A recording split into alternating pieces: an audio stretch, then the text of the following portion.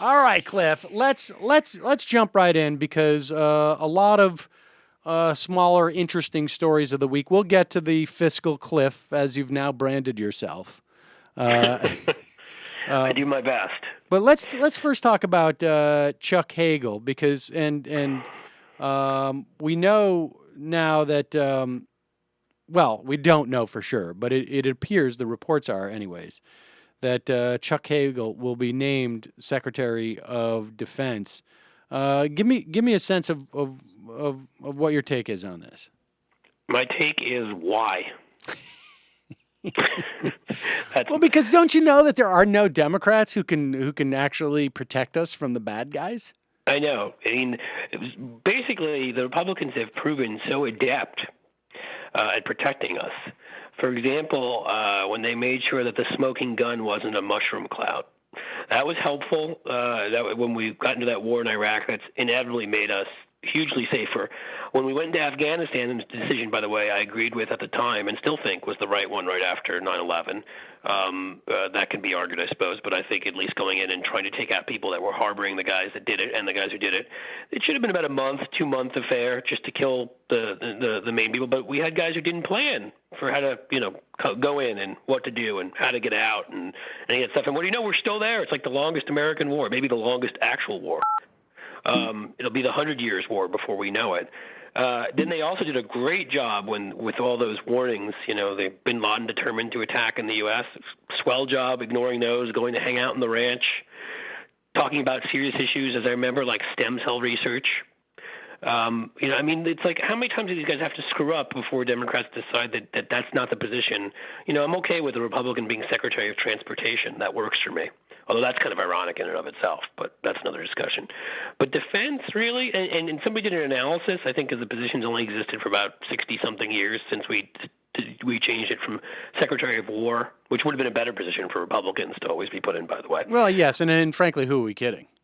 Right. And Jimmy Carter is the only Democratic president who didn't put a Republican in that position, and Republicans have occupied that position for something like 50-something of the 60-something years. And so it's just like, at what point do you get to where you're just like, really? I mean, come on. There's a half dozen to a dozen Democrats, a lot more than that, but high-name ones, that would be easy choices to put there. And yet you've got to go running. And I don't really have anything against Chuck Hagel on that position. I have a lot against him on domestic issues. He did vote for Iraq, but so did a lot of other Democrats, quite frankly. He also stood up to his party and came out against it later, which I would call a good thing. Puts him at least to the people some history on Hagel regarding Iraq. He came out, I think, in 2005, which it seems like, well, who wasn't out in 2005? But very few were, actually. None in the Republican Party. I think none as late as 2007, frankly. And he was against the surge. He supposedly was involved in drafting a resolution for President Bush authorizing him to invade Iraq that was more restrictive than the one that ultimately passed because he got head off. I think, was it by Joe Lieberman? I'm not 100% sure. But that sounds right. But all that aside, and I frankly don't have any sense of whether or not this guy has the capacity to manage the Pentagon. And frankly, there was a story out about apparently at the Obama Hanukkah party. That must have been fun. Yes. Did you go to that, Sam? I didn't because last night I took Mila out to. I took Mila and Nikki to the Nutcracker as her big Hanukkah present. Oh, and so nice. I had to pass up the White House Hanukkah party. Well, I heard that part of the entertainment was Jeff Sessions getting up and singing "I Had a Little Dreidel, I Made It Out of Clay." I can't confirm that, but what apparently did happen, according to Zeke Miller at BuzzFeed, is that that Republicans and Democrats, big Israeli supporters, at the Hanukkah party were complaining about Hagel, and that's almost enough for me to give him an endorsement at this point, because he's so one of big those. Hanukkah party complaints on the Hagel front, is what Yeah, you're saying. exactly. Well, again, it's like They're trying to put their gelt where their mouth is, I guess. And I'm sorry. There's guys complaining about Hagel. There's gefilte spilling out everywhere. I don't think you don't have gefilte fish for Hanukkah, do you? No, no. I'm just being a stereotypical a-hole right now and throwing out any Jewish things I can think of. No. Basically, and I can get away with that because I'm Jewish, haha. But again, it's like Hagel's not my problem, in terms of him personally, what he stands for. Just as Dick Lugar wouldn't be either. Another one who has kind of stood up as more of a realist, in the Republican realm, and often against some of the crazier ones. It's more the fact that why do you need to go running to a Republican? I mean, certainly if you said to me, would you rather have Chuck Hagel there or Joe Lieberman, or Chuck Hagel or Ben Nelson, if you want to compare like Nebraskans, I would go with Chuck Hagel. But that's not the only options that are available, and therefore I don't get it.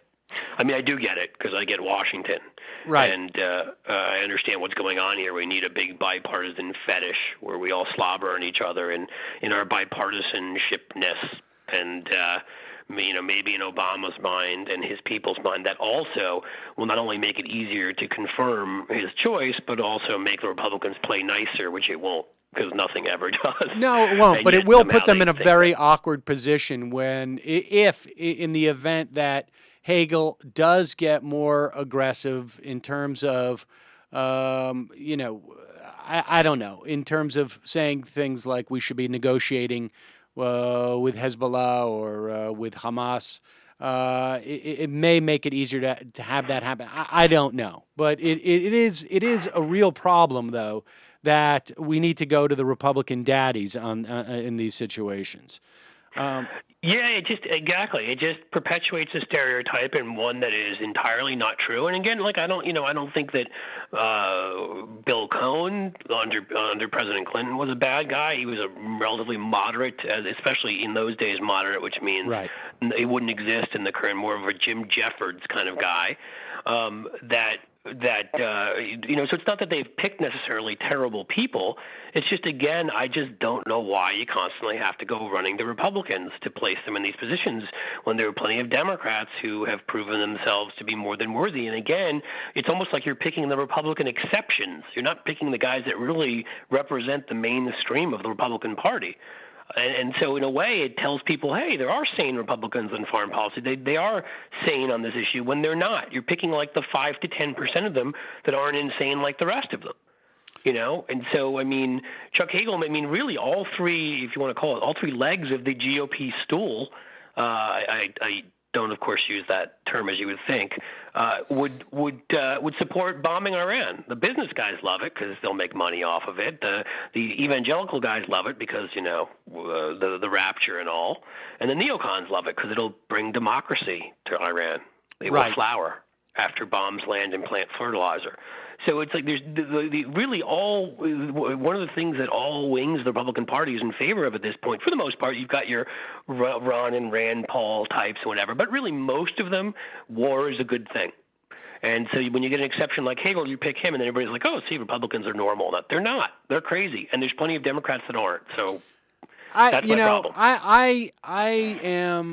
I am less convinced of the political aspect of it, because I would imagine that Chuck Hagel, if he does become Secretary of Defense, that in 6 months you could interview 100 Americans and 3 would know his name or what party he's from. I mean, I think this is all Beltway politics. This is all. But that's the problem, Sam. I don't mean to interrupt, but it perpetuates that in the Beltway. Right. So, and that's what. So the people watching Morning Joe, all 5 of them.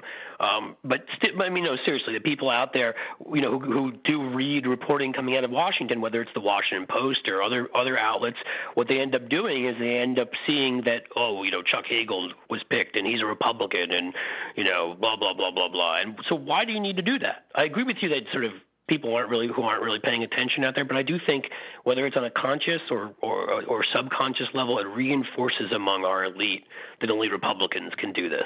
Right. And they take that message forward to the rest of the country, and that's just stupid.